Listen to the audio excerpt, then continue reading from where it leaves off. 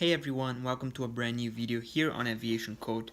And on today's video we are going to talk about Lion Air and its safety record. I've had this topic on my mind for a long time actually, and it's ever since the last accident with the Lion Air 737 MAX, but I didn't have enough resources to make a video on whether Lion Air is safe or unsafe.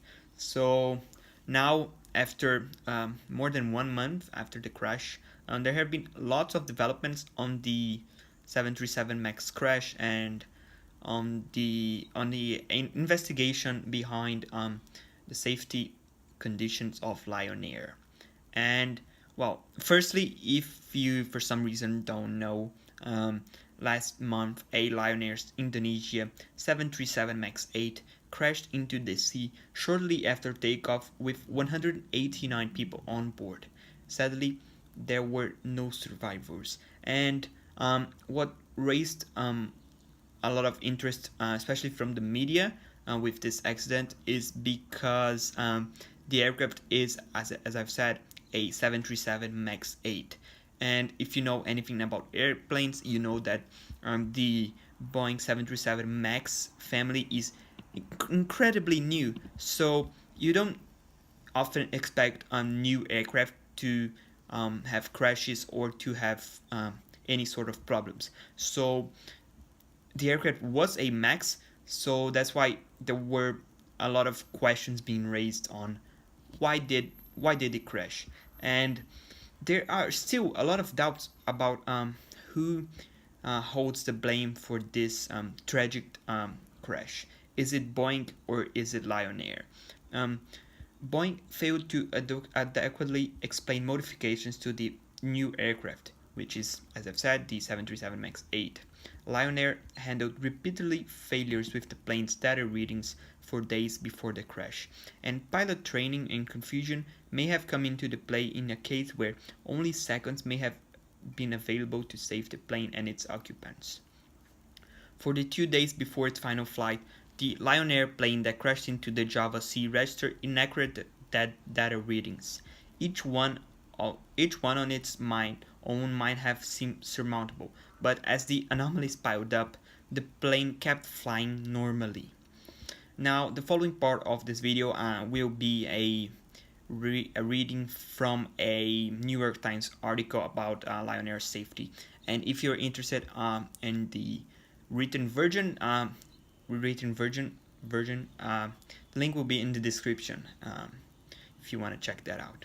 Anyways, the government safety inspector had spent all night at the Makassar airport in eastern Indonesia several years ago, poring over a Lion Air jet that had suffered a hydraulic failure, telling airline employees that the plane was to be grounded until the problem was fixed. The inspector went back to a hotel for a quick shower. When the inspector returned, the plane was on the runway, about to take off.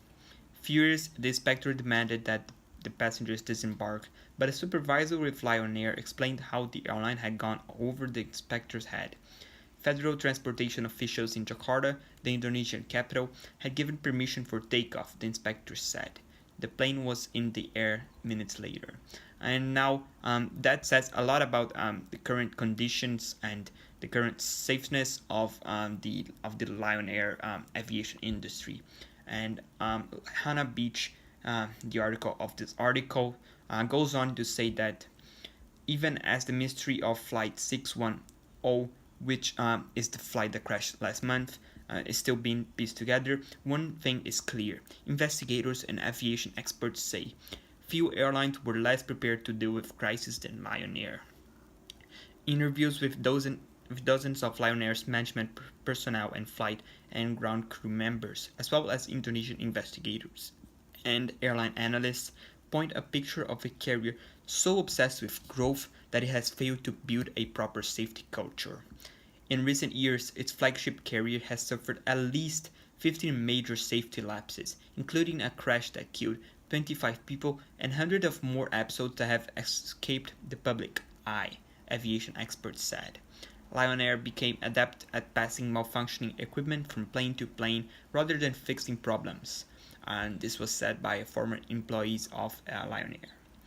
Frank Karen, who was brought in as Lion Air safety manager from 2009 to 2011 on orders from insurance firms, said that the carrier had an average of one major engineering issue every 3 days, even though most of its fleet was fairly new. What I saw was a company from the top down that made saving money a motto, so spent the minimum on pilot training, salaries, management, everything. That's what Mr. Karen said. Members of its flight and maintenance crew, speaking of the conditions of anonymity to avoid losing their job, say that they were pressured to keep double logs in order to hide overwork and inattention to safety. Pilots said they resorted to using methamphetamine to survive the grueling hours. No, I did not make this up. It really says that pilots have used methamphetamine in the past. Over the years, Lion Air planes have collided with a cow, a pig, and most embarrassingly, each other. 2 days in a row in 2011, Lion Air planes skidded off of the same runway in the same airport. In 2013, a Lion Air flight landed in the ocean rather than at Bali Airport. Official accident report accused the 24-year-old first officer of lacking basic principles of jet aircraft flying and advised Lion Air to ensure that pilots are properly trained.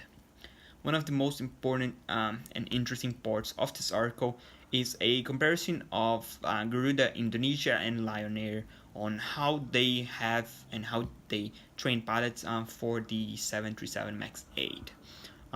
When pilots for Garuda, Indonesia's national carrier, trained to fly the MAX 8, the same new model that crashed last month, they traveled to Singapore to practice on a MAX simulator. Lion Air pilots, by contrast, take a 3-hour learning program. In conclusion, Lion Air has a very, very bad safety record, and personally I would not fly with Lion Air, and I wouldn't recommend flying with Lion Air.